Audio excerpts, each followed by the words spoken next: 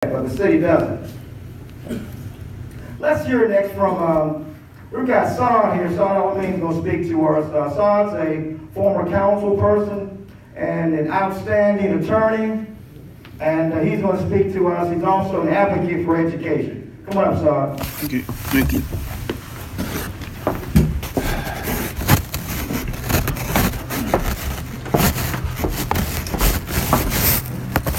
Good evening. Say to you, it's a pleasure to be here. And I sort of feel this evening like the famous movie and play, Cat on a Hot Tin Roof. Because as you remember, in that case, Big Daddy would always talk about mendacity, prevailing, lies. And this is all this is. Because the real deal is who occupies these schools in Richmond. Who?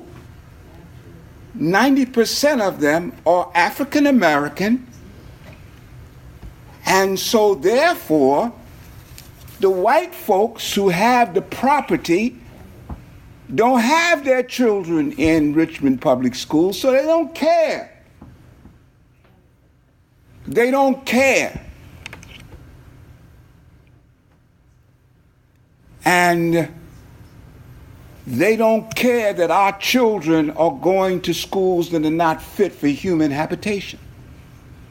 Because that's always been the case for us. We've always had the worst. And nobody cared. We didn't even care, because look at this, there are very few people here tonight. So you don't have to deal with budgets, because that's arcane. Paul Goldman and I are probably the most knowledgeable about budgets. But this is not about budgets. This is about who are the occupants of that school, and why is it that for 35 years these schools have been the subject of disinvestment and redlining by the city council. Yes. Because you can rest assured that if there were a whole flip on the population in schools, we wouldn't be having this conversation. Would not have this conversation. That's why the schools in Henrico and Chesterfield and Hanover and Goochland and all of the surrounding counties are new, updated, because them folks would not have their children going to schools that they send our children to. So we should be really angry about this, because this is about Black lives don't matter. That's what it is, plain and simple. It's about Black lives don't matter. You know, the proof positive is that we got a school system that has 40% of its schools accredited. 60% are not. Do you see people writing in saying, what's going on? No, because their kids are not in those schools. And we seem to accept this like it's all right. What is it about us that we can't mobilize to defend and protect our children? Because our children represent 100% of our future. And so where are we? Why do we allow this discussion? I watched that city council meeting, and I watched who is the mayor? He doesn't have a vote on council last time I know. Does he got a vote? Kim? So why does he matter? He can't vote. So why are you all worried about him? See, the problem, my brothers and sisters, is we don't own the politicians. They own us. Okay? So Paul Goldman put this great referendum out, but the very thing he left out was the use of property taxes. And anybody knows that property taxes is the fundamental way in which schools are financed everywhere except Richmond.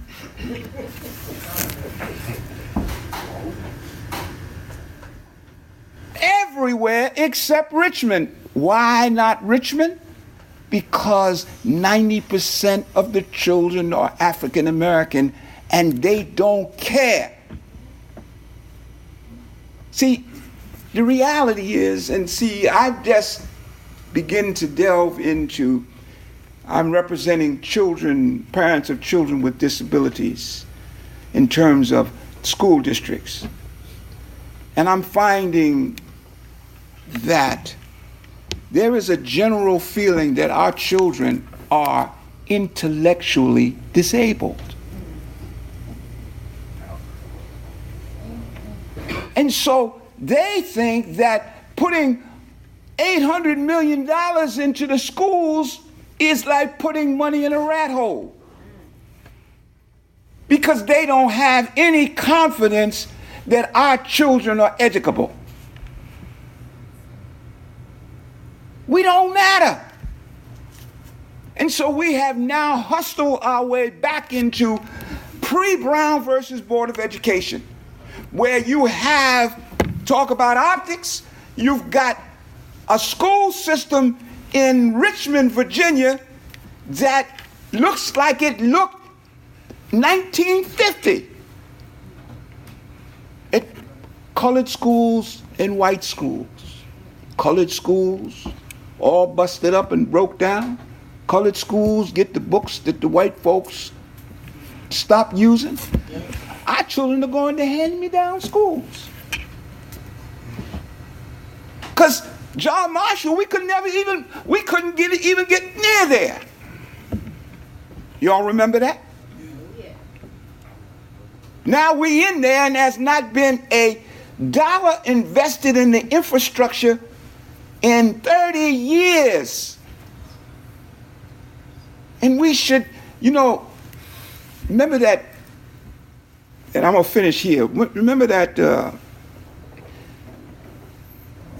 ad that they had with showing the trashing of the environment of the earth, and this portrait of this lone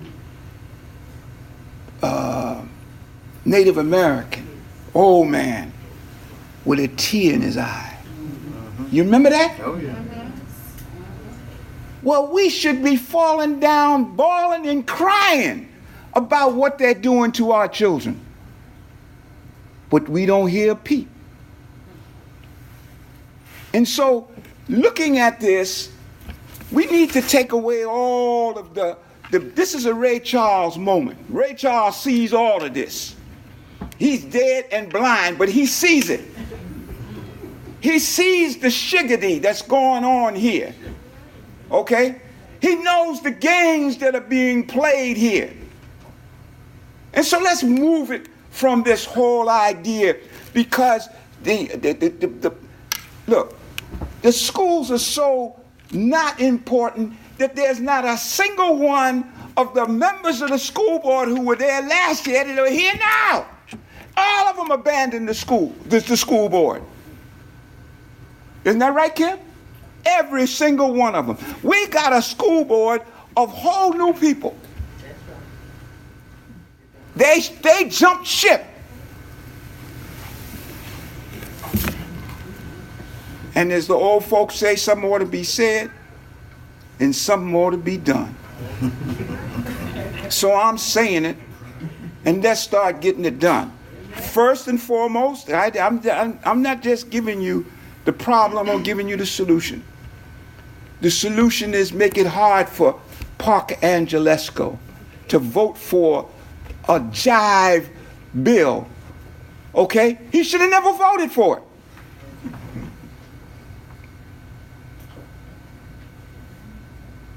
And so, ask me this question. Do you know a single issue in this city that has got greater priority than our school system? But yet it is acting as if it is no priority. It's a shame we're talking about building a whole new coliseum, and we got schools that are not fit for human habitation. It's a shame that the General Assembly is building themselves a palatial place for their delegates and shorting us on our money. You know, they owe us millions of dollars in what is called 599 money.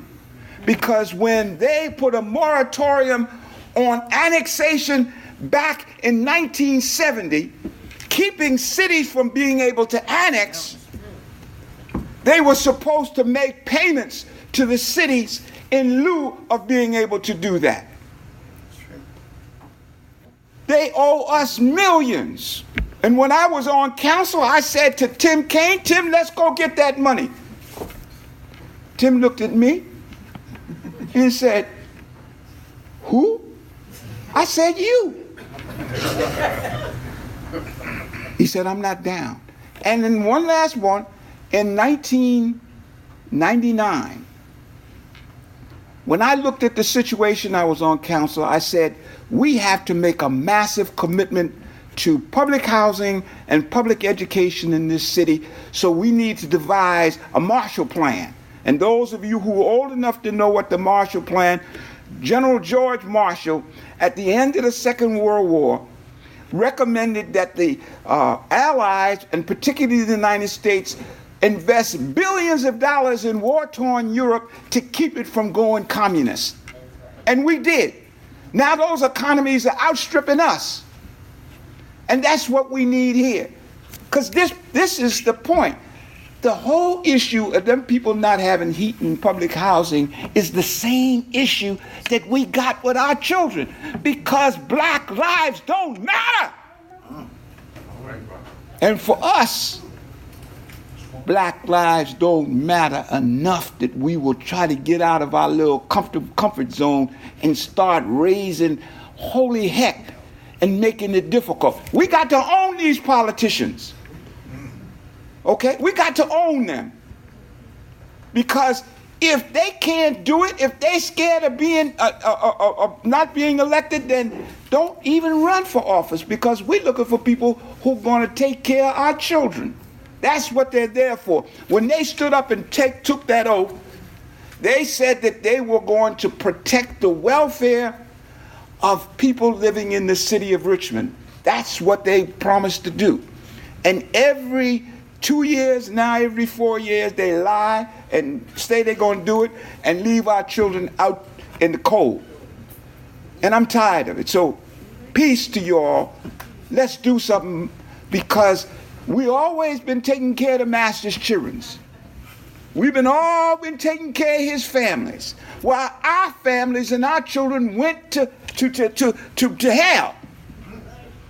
So when are we going to learn that we got to do us first and not expect anybody to do us, because when they do us, you know what happens. We end up in the bottom of a slave ship. Peace. Thank you.